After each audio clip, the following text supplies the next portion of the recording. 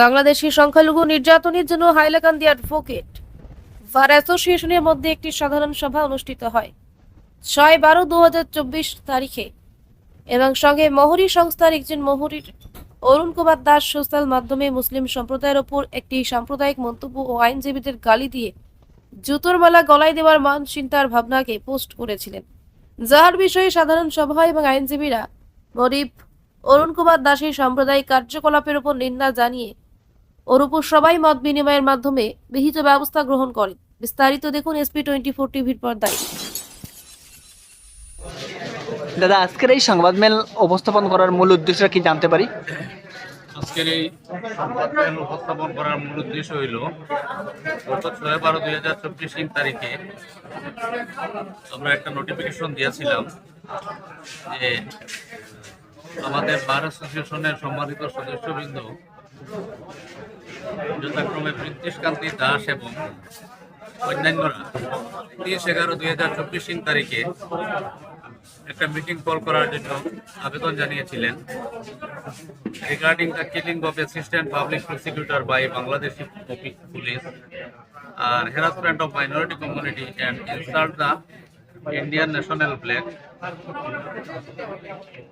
আর অন্য একটা পিটিশন ছিল যে আমাদের ক্লার্ক অ্যাসোসিয়েশনের একজন মোহরি উনি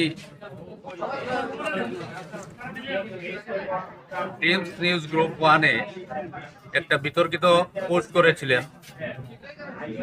তার পরিপ্রেক্ষিতে সভা আহ্বান করার জন্য একটা কমপ্লেন দেওয়া হয়েছে। তো ওইগুলার পরিপ্রেক্ষিতে বিগত 7/12/2024 তারিখে 2টার সময় আমাদের বার অ্যাসোসিয়েশনে আমরা এক সভা আহ্বান করি। ওই সভায় ওই বারের সম্মানিত সদস্যরা সর্বসম্মতিক্রমে প্রস্তাবাদি গ্রহণ করেন। প্রস্তাবাদির মধ্যে বিশেষ উল্লেখযোগ্য যে সভায় সর্বসম্মতিক্রমে প্রস্তাব গৃহীত হয় যে যেখানে মাইনরিটি হোক না কেন, যে কোনো জায়গায় মাইনরিটিদের সুরক্ষা দেওয়ার জন্য সবাই সর্বসম্মতিক্রমে প্রস্তাব গ্রহণ করা হয় এবং বিভাগীয় কর্তৃপক্ষকে এই ব্যাপারে মেমোরেন্ডাম দেওয়ার জন্য সবাই সর্বসম্মতিক্রমে প্রস্তাব গৃহীত হয়। এবং বিশেষ করে অরুণ কুমার দাসের যে মন্তব্য উনি ফেসবুকে আপলোড করেছিলেন, সবাই সর্বসম্মতিক্রমে উহার নিন্দা প্রস্তাব গৃহীত হয় এবং অ্যাডভোকেট ক্লার্ক অ্যাসোসিয়েশনকে সত্তর ওই মোহরিমকে সংস্থা থেকে বহিষ্কার করে ওনার বিরুদ্ধে আইন অনুযায়ী প্রতিকার নেওয়ার জন্য নির্দেশ দেওয়া হয়। তৎসঙ্গে আমাদের অ্যাডভোকেট ডিস্ট্রিক্ট বার অ্যাসোসিয়েশনের সদস্যরা ভবিষ্যতে ওই মোহরিকে কোনো অ্যাডভোকেটই ওনার সেরেস্তায় রাখবেন না বলে প্রতিজ্ঞাবদ্ধ হন এবং ওনার যে বর্তমান মোহরির যে লাইসেন্স আছে উহাও বাতিল করার জন্য বিভাগীয় কর্তৃপক্ষকে এই মেমোরেন্ডামের কপি প্রতিলিপি যেটা হবে এটা প্রেরণ করারও সবাই প্রস্তাবাদি গ্রহণ করা হয়।